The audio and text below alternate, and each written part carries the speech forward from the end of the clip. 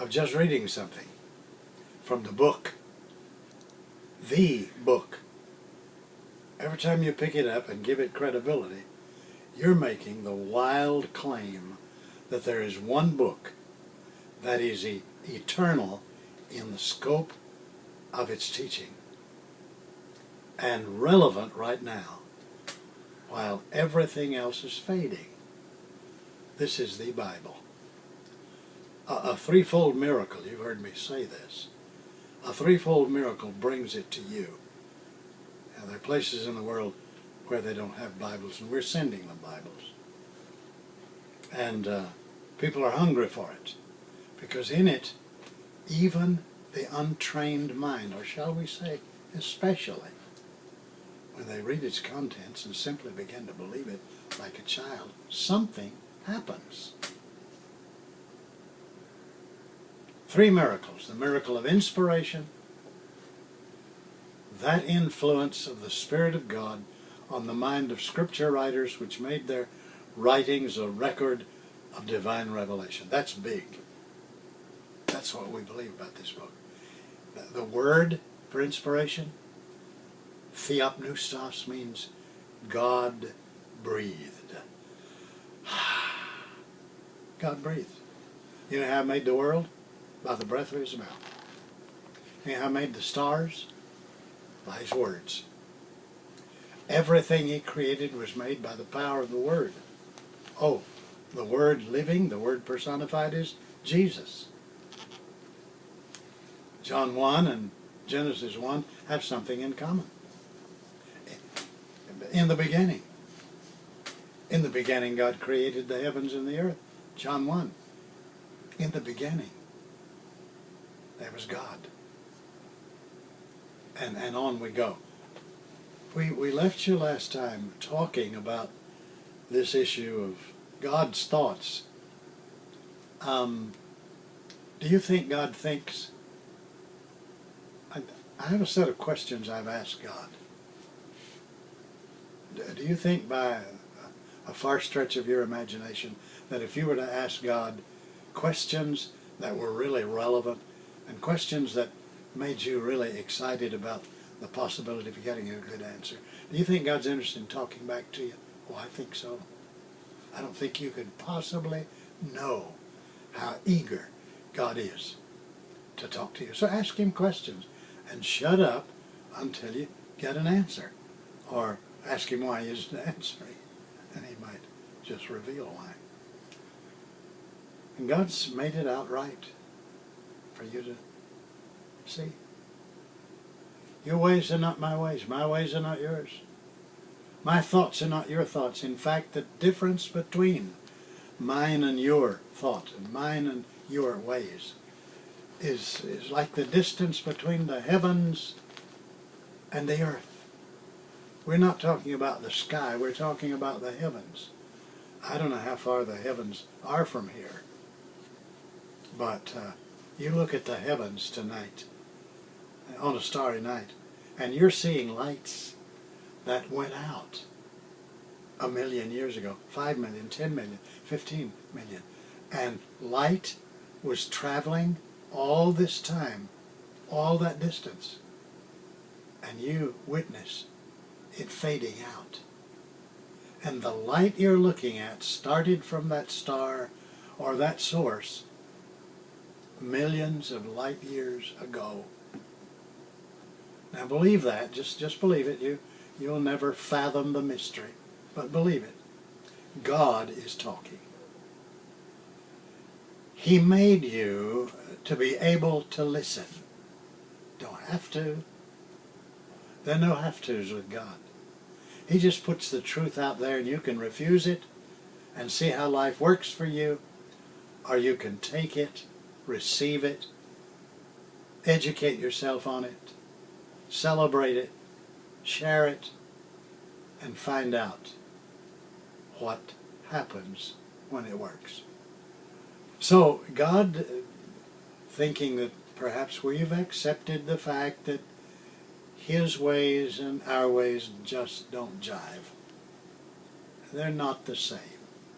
They're different.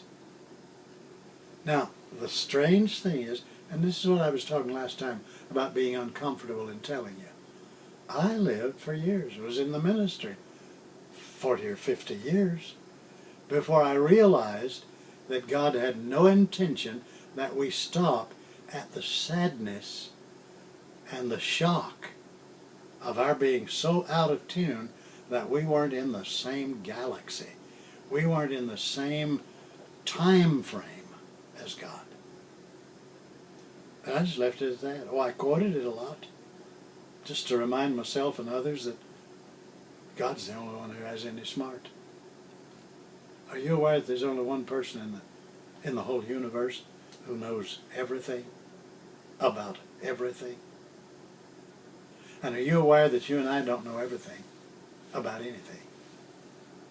We just don't.